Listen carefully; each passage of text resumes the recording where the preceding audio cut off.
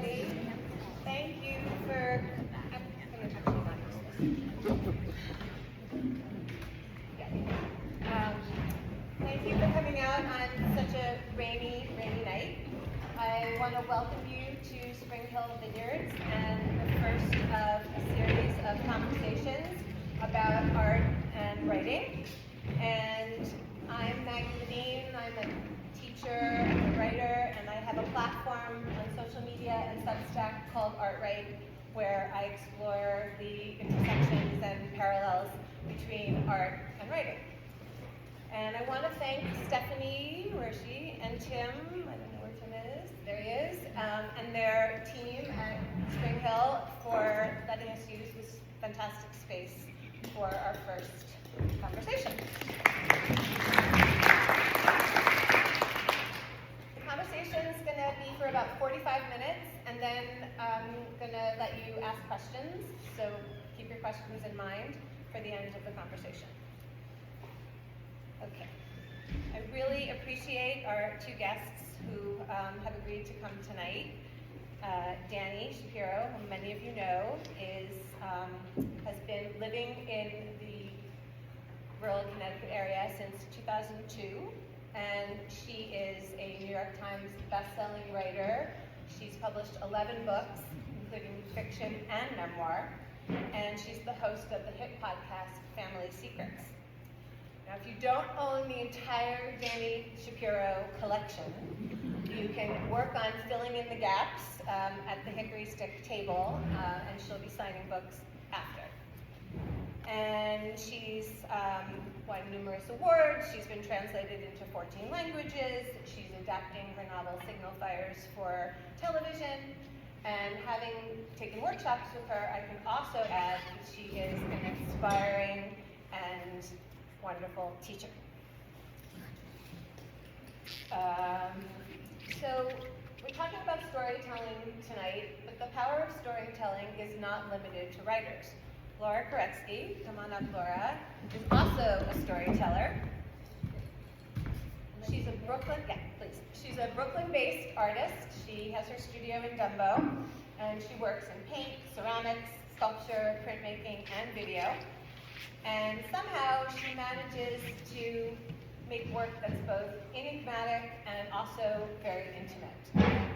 And she's represented in private and corporate collections, and she's had solo shows in cities including Dallas and Los Angeles, and she's exhibited her work in group shows in galleries and museums, including the National Portrait Gallery.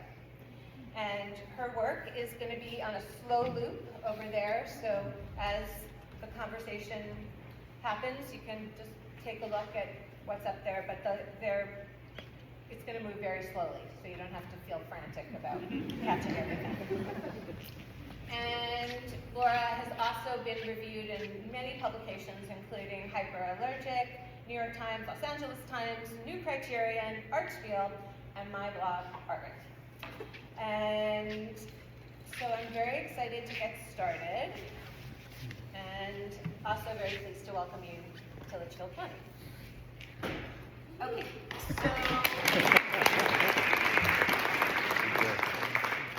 so I would like to start by talking about what fuels the stories that you tell. Dani, in workshops that I had with you in the past, you spoke a lot about the importance of the driving question in your work. Can you explain how that applies to your fiction and memoir and why it's so critical for you? Can everyone hear me? Did everyone hear the question? Okay. No? Okay. I asked Dani to please talk about what she has talked about in classes. I can do it. Bruce, you want to play with this? Sure. This is my tech husband. So in workshops with Dani, she has spoken a lot about the importance of the driving question in her work. So I'm asking her to talk about why that is so important to her and what it means for her. And then we'll loop in Laura. Thanks, Maddie. And I also, well, this works. I also want to say Maddie's new in Litchfield County, and we should all welcome Maddie and Bruce because they just moved to Kent recently.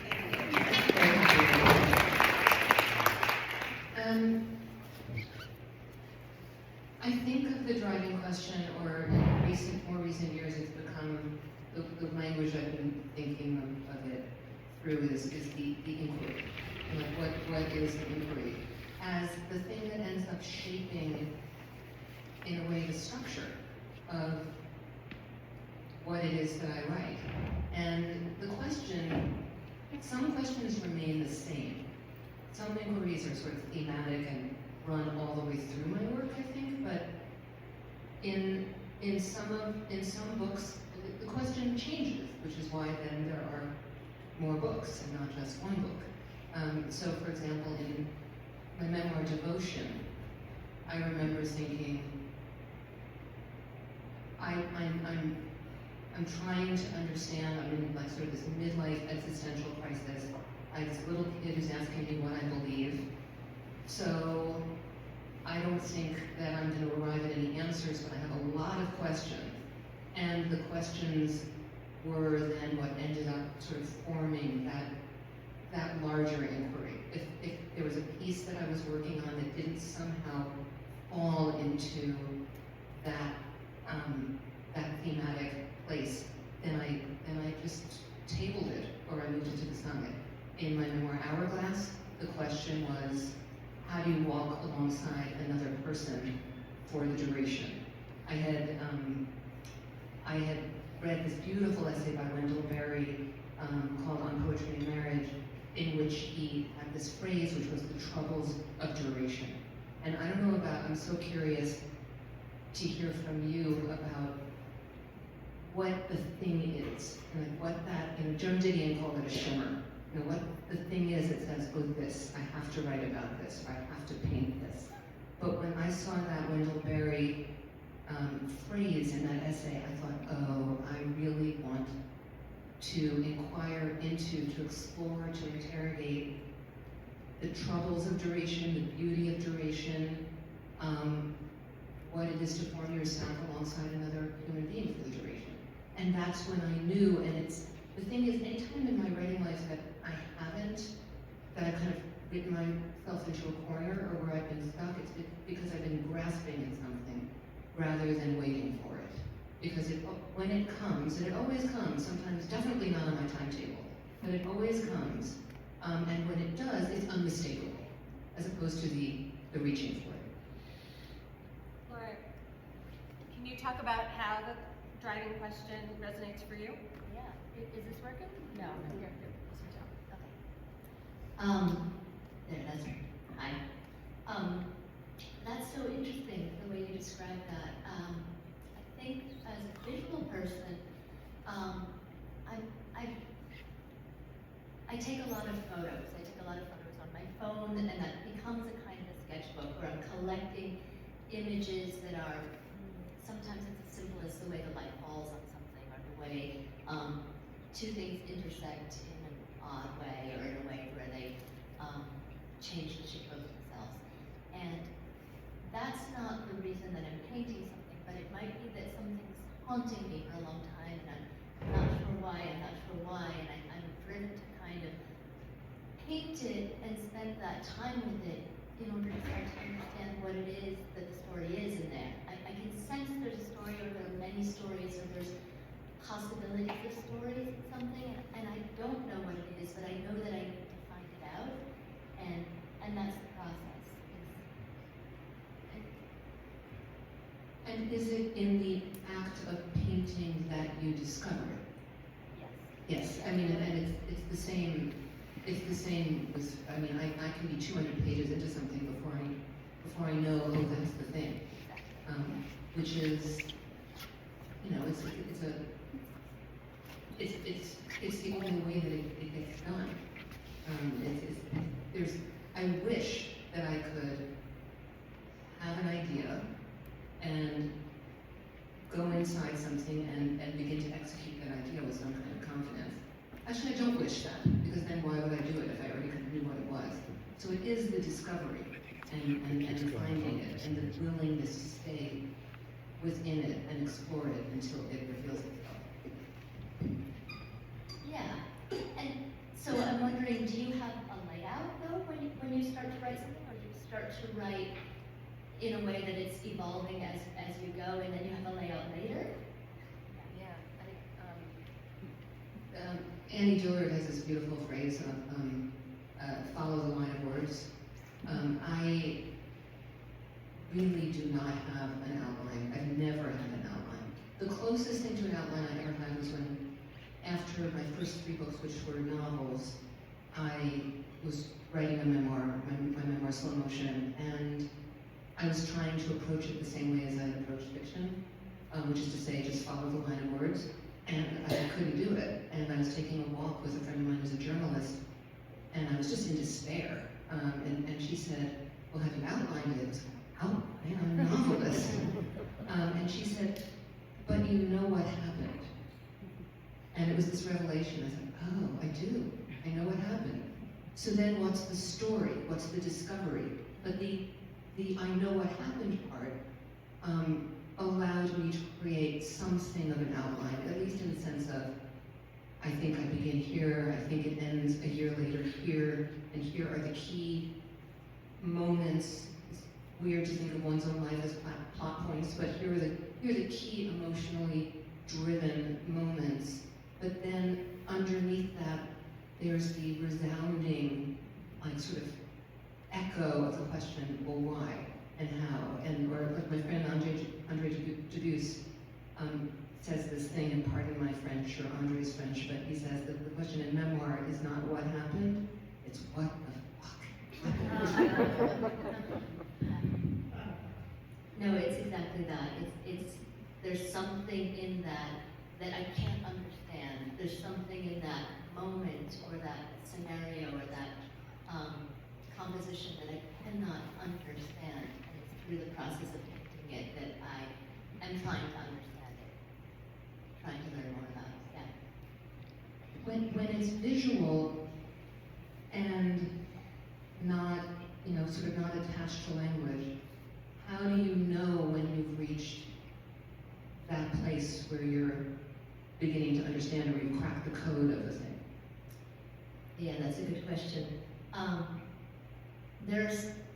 It's a kind of an editing process, I'm imagining, where I'm eliminating things. I'm making more focus on some things, some areas of the painting, and softening the focus on some other things.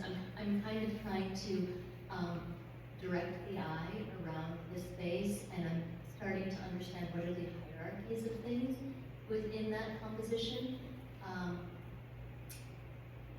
And there's a certain point where the light resonates. There's a certain point where I feel like there's not a singular focus, but there are things that are in tension with each other, and that's when I sort of can feel it.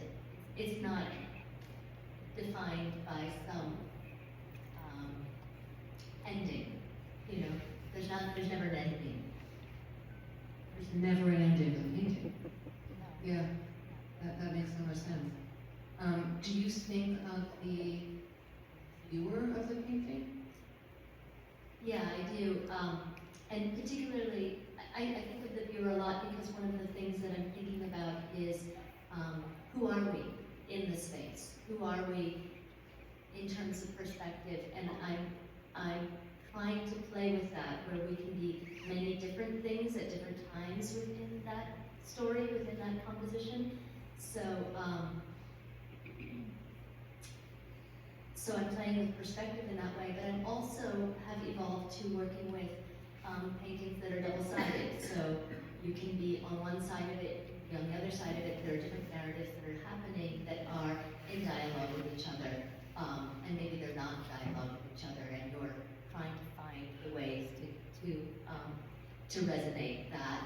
And also some of our paintings have holes in the middle of them now. So the outside is being brought in. The painting across the room is being brought into that scenario. So it's constantly changing. So I'm really particularly interested in having to change who we are as the viewer all the time as we're looking at the painting. I'm going to interject. Dani's asked about 5 of my questions. Well done. So Laura is introducing what was going to be my next question. The reason why I brought them together is because they both deal with multiple perspectives in terms of point of view. So, and I wanted Laura to talk about how she achieves it, or how it plays out technically, and now I want Dani to talk about how do you capture multiple points of view in writing. It's really become one of my favorite things to do in fiction. And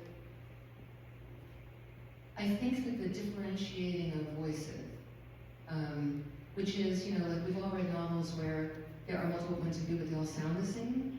How do we, in literature allows us the possibility of really getting as close to the interior life of another in our common language, which is to say, in language, as opposed to the way that art moves us or film might move us. It can do something different. We can take a step into the interiority of another life. And like Laura, I think I'm really interested in the way that those interiorities bump up against each other.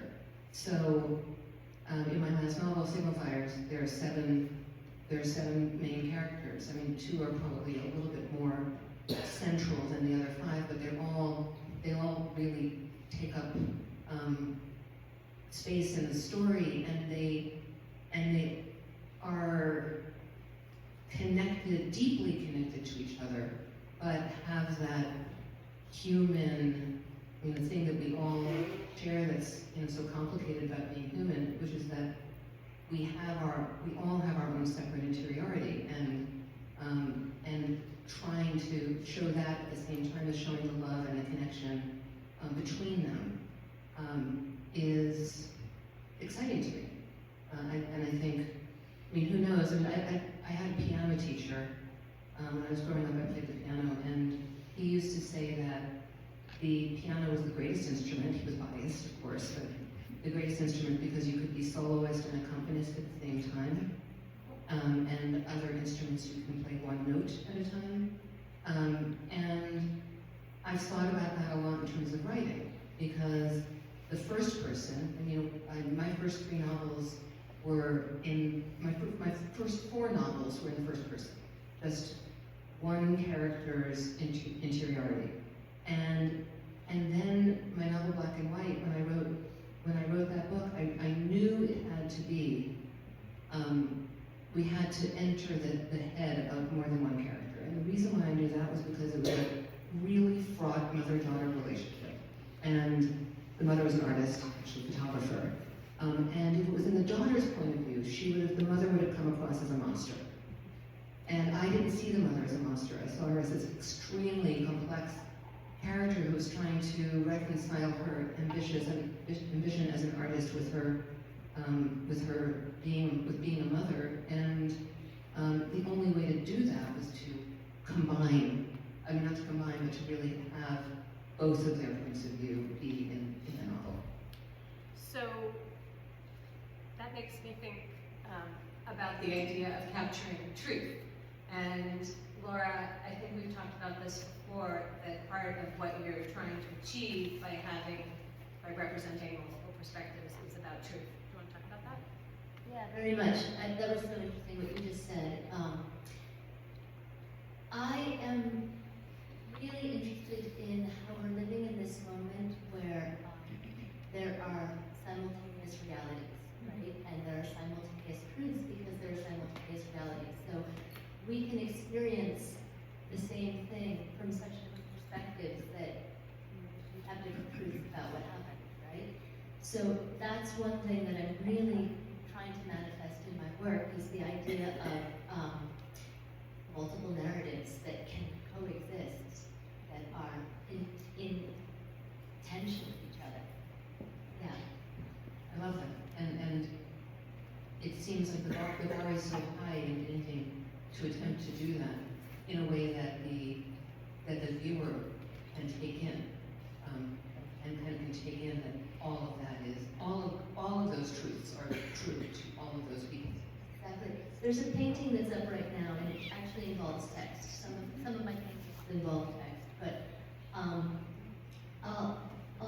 you. So there are 3 different messages that came up on the screen of my phone, and so one of them is,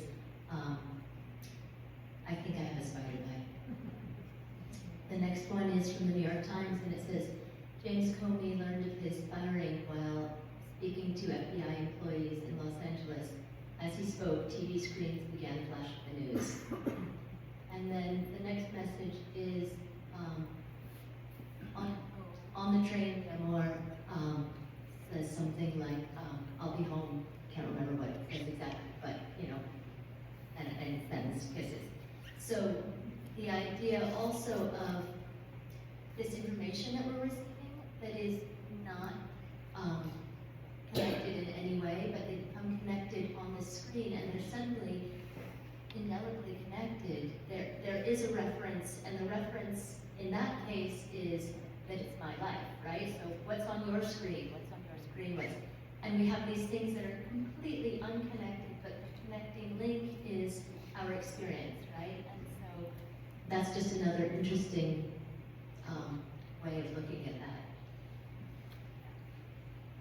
So another critical aspect of writing is character, and I know that you don't use the word characters when you're talking about the people in your work, and I think, Dani, you do. Can you talk about how you develop characters in fiction and memoir? Is that different? And then how are you developing the people in your paintings, and who are they? Are they imagined? Are they fictional? You can go first. I guess I would say it's very different in fiction than in memoir. Because in memoir, I'm aware that the characters, even though I think of myself as a character in memoir, I'm thinking of, it isn't me, it's sort of me adjacent. There has to be a way to think of oneself as, this is storytelling.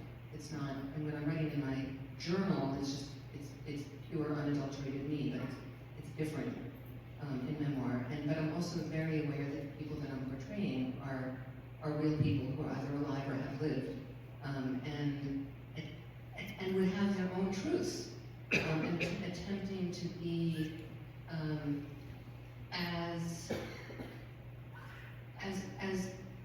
as closely to the story that I'm trying to tell as I possibly can, and in which those people are characters. In fiction, they're dreamt up, and I wonder if it's more similar to what you do in painting, because I don't base them on people that I know, even though people constantly think that I do. But I don't, or if I do, I'm not aware that I'm doing that. And they come to me, and that's part of that shimmer that I was talking about. It's unmistakable when they do, and I recognize them. And for me, when I'm starting a novel, it almost always begins with character, with some interaction between characters. I'll give you one example. My novel Black and White that I was talking about, the mother and daughter. I spent a year just knowing that there was this mother and this daughter, and there was this tension, and I didn't know what it was, and it just felt very uninspired to me. I couldn't get to it. And one day, my husband Michael and I were driving into the city, and as we were driving in, suddenly I thought, oh, the mother's a photographer. Oh, she lives on the 12th floor of the Apthorpe. Her daughter was her subject, and that's why they're estranged.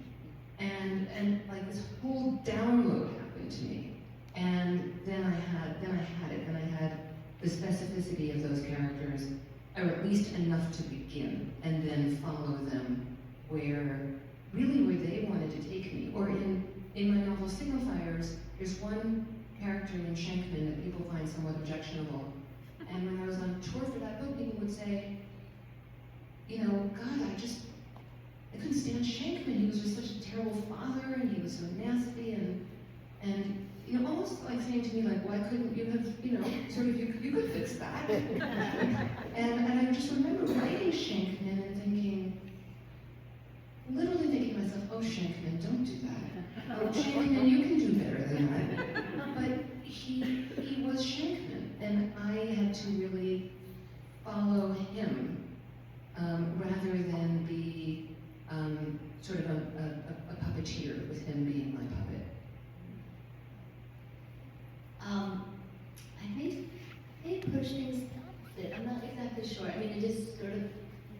circular, but because I never set up a scenario that's I want to do a painting about X. I'm really responding to things I see in real life. I'm really responding to the way the light is, or the way, as I said, an intersection happens compositionally.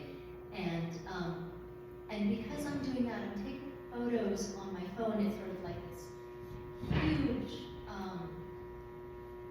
just archive of photos that look like nothing, but they're just little intersections for me. And then I'm drawn to paint one. But in those photos are people I know, who are generally my friends and my family, and people who I'm very close to. And so when I start, there is a person that has a personality that I know, but these are not portraits of them whatsoever.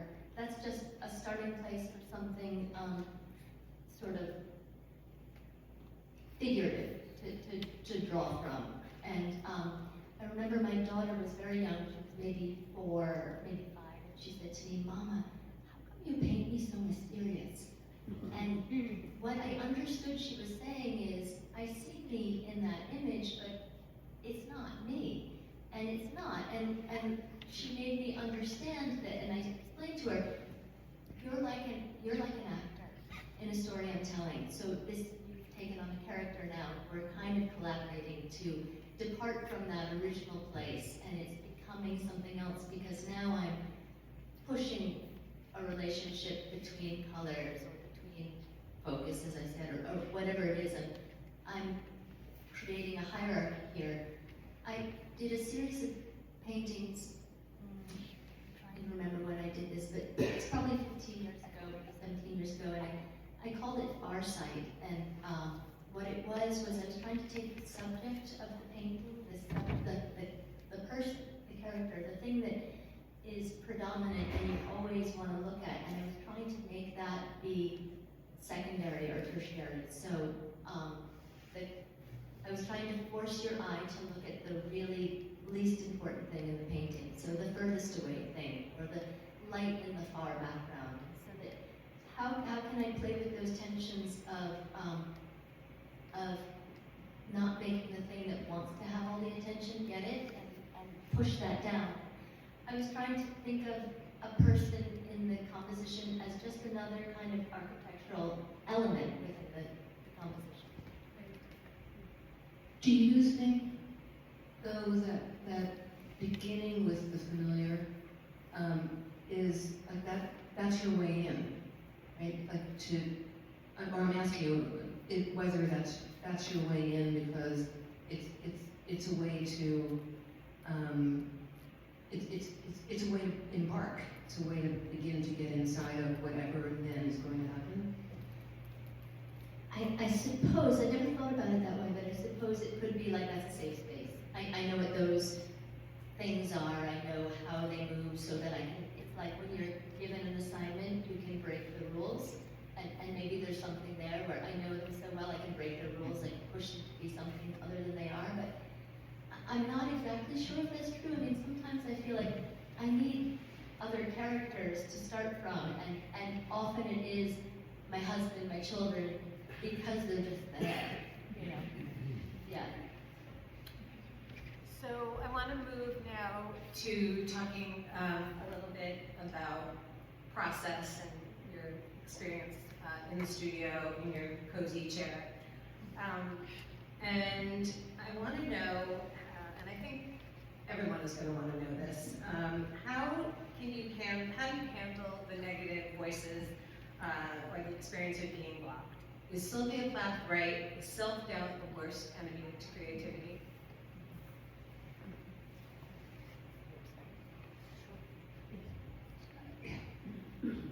It is an ongoing challenge. It never goes away. In a way, I find that sort of liberating to understand is that there really isn't a point at which it just goes away. The inner censor, which is the way that I think of it, would not be a worthy inner censor if it didn't keep on morphing and shifting and saying different things. So it can go from saying, what right do you have, how dare you, you're not good enough, you're not smart enough, what would so-and-so think, so-and-so has done this better, this is boring. I mean, I could keep going, because I'm very well acquainted with my inner censor. But the thing is, if it always kept saying the same thing, then you would recognize it and be able to say, I see you, and be quiet, close the door on your way out. It is, for me, the challenge is to hear all that, whatever that happens to be at any given moment, and do it anyway.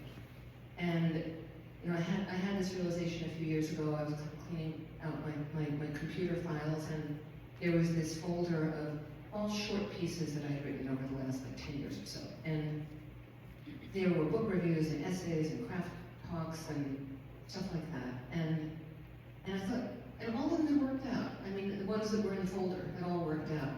And I thought, what do all these have in common in terms of process? And I thought, oh, each time I started whatever this was, whether it was an assignment or, it was pretty much always an assignment, was here goes nothing. Literally the words in my head were, here goes nothing, but then the next words were, and I'm gonna do it anyway. Maybe here goes nothing, but if I don't dive in, then I'm not ever going to find out. Yeah, I've been listening to a lot of people. I've been listening to you the last couple of weeks, like hearing this from you, reading to me. But I've been most recently listening to your book, Still Writing. And correct me if I'm wrong, but you said something about don't fall in love with your work, at least while you're in the middle of making it. Is that how you said it? I probably did. I mean, it's also it's a version of, killing your darlings and that kind of thing, but it's also, I remember I had a professor in graduate school who said to me, you know how to write a really beautiful sentence. You just need to make sure it means something. And once I kind of pulled the dagger out of my heart, it was it's something I've never forgotten, because to be in love with the beauty of language, to be kind of mesmerized. I think that's really what I meant, is I don't want to be mesmerized by some poetic language that maybe is thrilling to me in some way, but that isn't actually thrilling out of the essence. Yeah, there's that, and I think it's a really important point that if I paint something and I fall in love with a certain brushstroke, I end up painting around it and around it and around it, and I become paralyzed. I can't actually make progress on the painting in the right way because I'm holding some part of it so precious that in the end, I end up having to sacrifice that part because it's held control over the rest of the painting. And I kind of look forward to those moments where I feel like I've lost a painting, I feel like it's no good, I've really ruined it, because then I'm much freer to work on it again. And I've learned through the course of painting enough paintings now that when I really love something, I become too paralyzed, I become too precious with it to really make any progress whatsoever. And I will struggle and struggle, and it's those days when I come home and I just think, it's not working, and I go in the next morning and I can approach it like new. And that's great, yeah. I love that. I mean, the image that I sometimes think of is like you're going deeper and deeper and deeper in a dive, sort of down into a piece of work, and there's that place that penultimate place before you totally find it actually just feels like despair. Yeah. But you have to go all the way through this place of despair and then hit the bottom and push up from there. But and you can't fake it. It would be so great for it to just be like, I'm gonna pretend that I've hit that despair phase. But you actually have to get there to really find it. And the despair is real. I really felt like, and this was just 2 days ago, I felt like, why am I even painting? I'm wasting everybody's time. Really, it's Well, very real. especially when, I don't know if this is the digression, but especially when the world is so very many things, so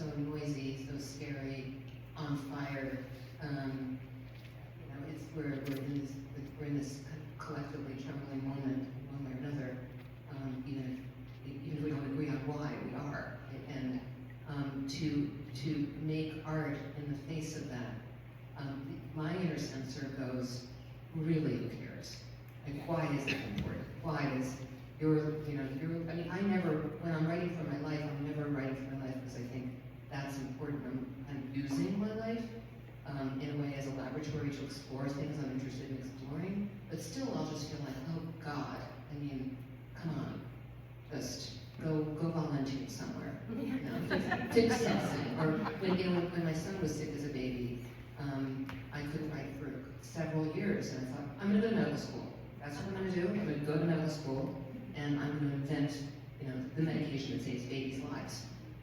Because there's just this feeling of, you're alone in your studio, or I'm alone in my room, and there really can just be this little cycle of self-recrimination around all that. For sure. But then there's the need to do it. There's this absolute need to do it. And there's also when the despair is real, there's another little voice that's saying, there's going to be another day where you think you're the top of it, Well, it's so funny Or that the another same thing. brain can look at the same piece of work or the same manuscript, and on one day think, not bad. Yeah. And then, like 3 days later, this sucks. The same exact thing. So, Laura, you mentioned that you've been immersing yourself in Dani's work. Laura and Dani did not meet until this evening, and I know that Dani has been also familiarizing herself with Laura's work. So I'd really love to know how you responded to each other's work as you were thrown together as strangers. Well, Maddie, when you invited me to do this, I immediately went and looked at Laura's work and understood why you were making this pairing. It just felt your work really speaks to me. But I suppose part of it is the way that my eye is drawn to the characters in your paintings, but it's the way in which they connect and disconnect, the sort of isolation, the different sort of portals or layers between, layers of seeing, ways of seeing that just feel like they're, there's so much to see, and there's so many places to go, and any given piece of yours feels like it is a story. Thank you. I feel like in my deep dive with your work, I feel like it is uncanny, the familiarity that I have with the way that you, not only things that have happened to you, but the way that you approach reconciling and questioning them and thinking from somebody else's perspective. How did they feel? How did they come about that? But then there's this other really funny thing that I've encountered, or just curious, great thing that I've encountered and I've been listening to your books, because I listen to them as I'm painting, so you're very present as I'm making work. But and I'm just really interested in the way you approach that, but that in your different books, they don't happen one when you're in your 20s, 23, or 30s, or 40s, but they're sort of all along this trajectory, and you give us little snippets of things that happened, and then you revisit them in another book, and you get other little snippets. So I feel like across the books this way, I'm getting a full picture that way of that thing, I'm getting a full picture that way of that thing. That's been really fascinating to me, and the sense of how much you share, but the sense of how much you question, I think is something that's been great. Thank you. I think too that maybe part of the way that our work speaks to, is in a dialogue, goes back to what Matthew's bringing up about the whole question of truth. Because the only reason that I have been able to write as many memoirs as I have is because there isn't one place that I've arrived at and said, I've got it now. This is true. I'm done. I'm finished. Because what has happened and what continues to happen is that where we are in relation to the story is the story. So when I wrote about my 30s and my sort of misspent early 20s from the vantage point of being in my, I wrote about them in full motion. I was in my early 30s writing about my early 20s. But then revisiting like that young woman who at that time I just thought of as, oh, that poor girl. I was so embarrassed by her, you know. I can now, at 62, have a very, very different relationship to all of those selves that I've ever been. And I think it would be a beautiful project, well, in a way I suppose I'm doing it, unintentionally, but to revisit the same story from different vantage points over the course of a writing life. Because, you know, we all know the way that our memories change. I mean, we know neurobiologically our memories change in the retelling. This makes me think of, Dani did an interview on her podcast with Jill Simmons, is that it? Oh, Jill Cement, yeah. Yeah, and who basically looked at an experience, wrote about an experience of having a relationship with a much older man and framed it in a very positive way in the first book she wrote, and then many years later is now seeing it in a completely different way. Okay, now I'm going to ask you both a personal question. Dani and Laura are both married to creative men. Dani's husband is a filmmaker, Laura's husband is a composer, and I want to know what are the upside and downsides of being married to another creative human being. No downsides. And they're in the room. You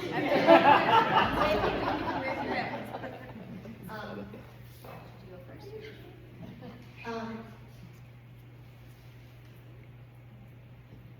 You know, I don't know what it would be like to be in a relationship with somebody who did exactly the same kind of work I do, and I imagine that could be competitive, but because my husband and I are in different enough fields, I can approach it with naivete. I can ask him questions about, you know, the way I can ask you questions about things without being an expert in that field, but the similarities in the way we approach life are great, and that's just super exciting to, Yeah, no, I mean, Michael and I, what we do is a bit closer in terms of his being a filmmaker and my being a novelist and memoirist, and he's also a writer, he's a screenwriter and has been a journalist. And I think one of the most interesting things for us is that our processes are very different. I read him my work in progress, and I have since we were first together, and he would never do that. I have to pry it out of his practically cold dead hands before he lets me see anything, including the adaptation of Inheritance that he has written. You know, every once in a while, like in our house, we would have these bizarre conversations where Inheritance is my memoir, and it's been in development, and Michael has written the script, and he'd come downstairs and, you know, say something about the script, rarely, but then he would maybe ask me a question about a scene that he was working on, and we would start talking about ourselves in the third person, but with air quotes, because we're not completely insane. So it's like, so when Dani does this and then Michael says that, I'm like, oh my God, what has happened? But it's, we really, I feel like we deeply collaborate, and it is one of the great joys of our partnership is that we can, I mean, we literally collaborate sometimes, but we also collaborate in the whole endeavor of being two creative people navigating life together, navigating parenthood together. Our son is also going into a creative field, and I was like, wow, we didn't make it look bad. Amazing. But I would say, I mean, on the downside, there's, you know, there have been years where there's not a lot of stability. And so we're always, you know, kind of navigating life together in that way.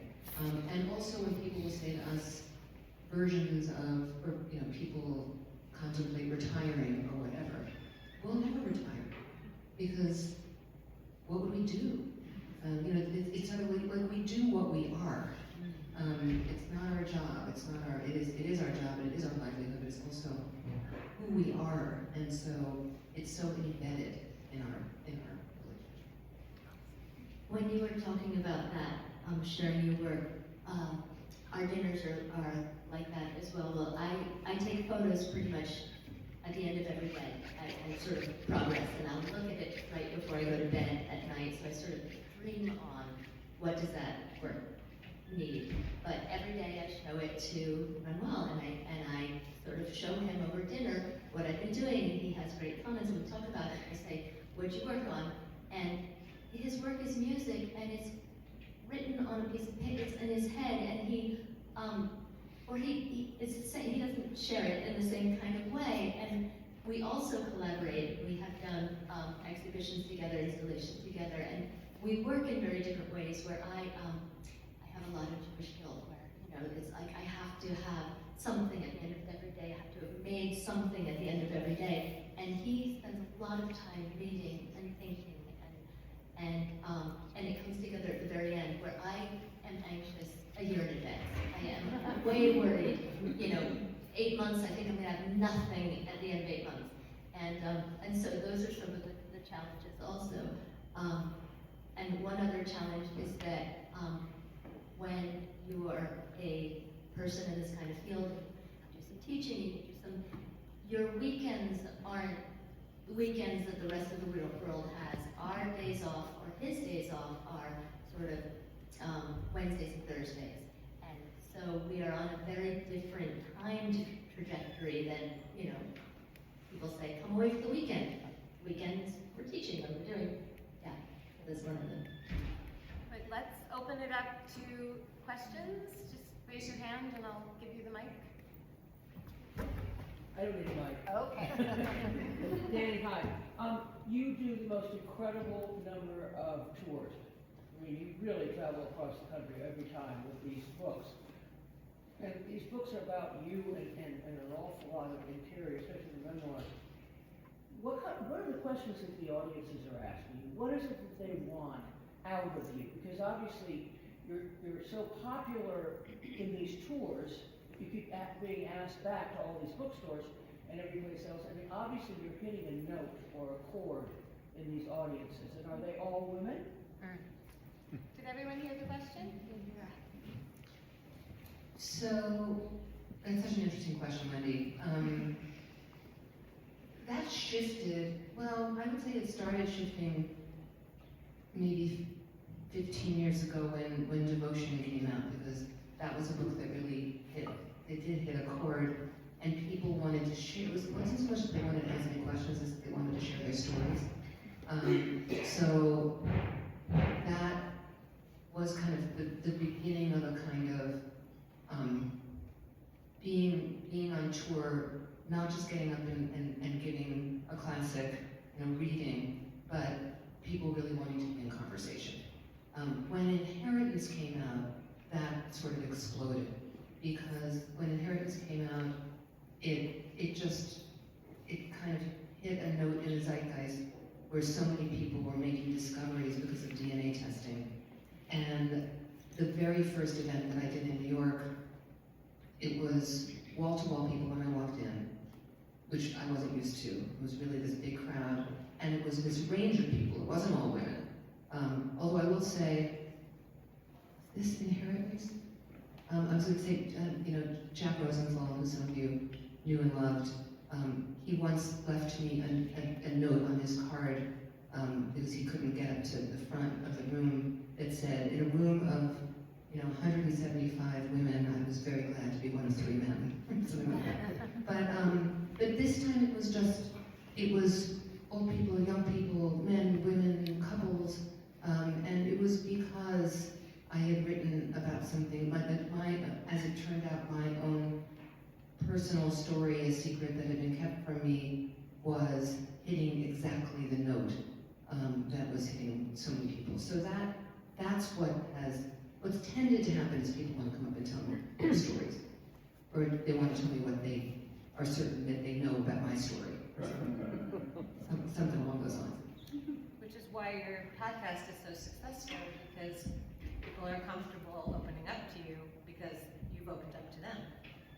Well, with the podcast, I very much approached it as I'm not interested in confession or, it's not about like rubbernecking, and looking at your hard story. It's me too. Let's talk, and also, it's not just the story itself, it's what does it do to us to carry a secret? What does it do to us to have a secret kept from us?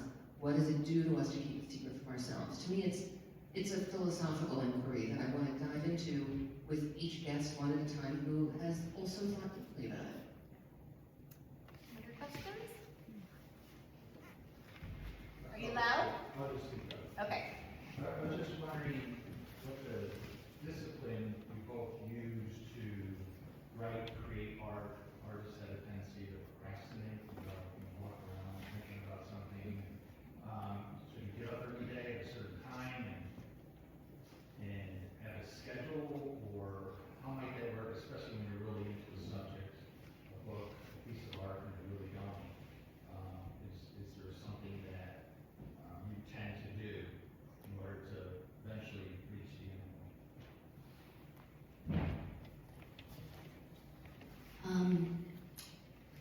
I have been teased by my friends, and I've been called a type A artist. I can't get enough hours in the studio. It's my happiest place to be. As Dani said, the idea of retirement is not, and I hope that I'm painting on the day I die at 110. For me, there aren't enough days to make as many works as I want to make, and I love doing it. I can't wait. And I do have this sense of guilt where the research, the admin part of it never feels like work. I need to make something every day, and it's the way that I feel alive in the world is when I'm doing that. That's what makes me make sense of every day. I just do it. I need to walk around in the woods with my head in the clouds a little more, and I'm not that kind of an artist. I am the type A. I love what you just said about the admin sort of not feeling like that's work. It's like the work of the work, but it's not the work. And the way that I think of it is when I'm inside a piece of work, and I guess this is different with paintings because, I'll ask you, like, how long does it typically, is there a typical, to make a painting? And do you work on one painting at a time until it's completed, or do you have works that are kind of in progress? It is an impossible question to answer because some paintings come easily and some paintings don't, and you can't predict that at all. I will work on one painting for a good long while until I'm ready to think on it, and then I'll start something else. And so there will be a moment where I'm working on several pieces, but it will get 80%, even 90% of its life will be spent while I'm just working on that piece. And I often think that if I did the same painting, if I had two different experiences where I ended up with exactly the same painting at the end of the day, where every art was they were just absolutely identical, and one came quickly and one struggled through it, but you couldn't tell the difference on the surface, you could tell the difference because there is a work history in there. There's something, you can feel the struggle, you can feel the search in it. Yeah, no, that makes so much sense. If I'm not in the midst of a book, I feel not entirely sane. Yeah. And so the discipline doesn't feel like discipline. It feels so much worse to not have, to kind of somehow squander a writing day. You know, especially, the worst is when conditions are perfect. You know, it's snowing outside, the house is quiet, there are no guests, there are no children, the dog is sleeping, you know, everything is quiet, and then the only thing that gets in my own way is me. You know, I at the end of a day like that, I am not a happy camper. And so just finding a way every day to end up at the end of the day feeling like I got something down. I connected to my work. And the reason why I asked you that about painting is because there are times when I'm between books, and those are the most excruciating times for me. And sometimes they go on for a couple of years, because when I finish a book, I have spent everything I have. I've left it all I've given it all. And so the well has to fill up again. And while that's happening, and then there's being on tour, which is not my happy place. And that becomes harder and harder for writers generally, because it used to be that you'd have a book come out, and if you were going on tour, you'd go on a tour for a week or 2 weeks or 3 weeks, and then you were done. Our world doesn't work that way anymore. And so there's this kind of ongoingness of the public life and then a deeply private life. In still writing, I describe it as like going into the cave or coming out of the cave. And it's come out of the cave, and it's wow, it's beautiful, and you put on nice clothes, and you go to things, and you see people, and it's sort of extroverted, and it can be fun.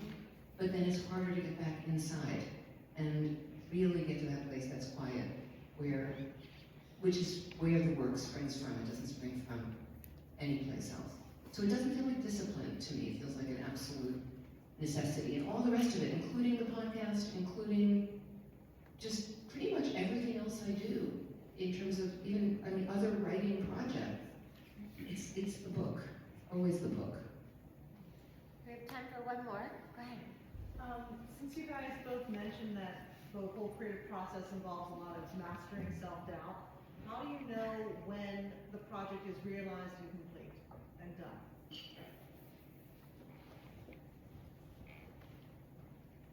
For me, it's at a certain point where there's so many stages of the book.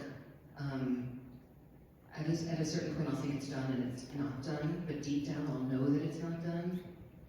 And then I'll revise and I'll revise and I'll revise, and then I don't remember who it was who famously said, when you reach a point where you take out one single comma and then you put that comma back in, you take it out again and you put it back in, that's when you know that you've taken it as far as you possibly can. It can always, I don't know if this is true in painting, but in writing, I do think it's true. It can always be made better.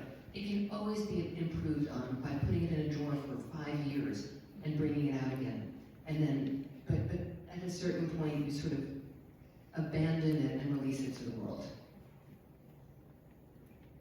Yeah. For a long time, I never ever had one of my own works hanging in my own home. And that was curious. People asked me about that. And the reason is really because looking at any work 5 years later, 10 years later, I would paint it differently. There is a quest. Part of this process is that I'm trying to learn more. I'm trying to master more. And what I want to master and what I want to learn keeps changing. That's ever evasive, right? So I'm chasing something. And so the work is always going to be different 2 years later, 3 years later. So when a work is done is when I feel like I've exhausted what I can ask of it in that moment. And if they hang around in my studio and they don't get off to some other place to live, they may get worked on again. They may get, attacked. Raymond Carver used to, the great short story writer, when he would give readings from his brilliant stories that had been published years before, he would hold a red pencil in his hand. Well, I want to thank our guests for a great conversation.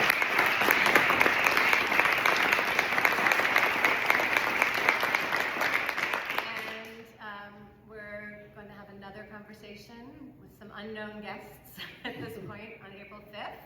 And thank you all for coming.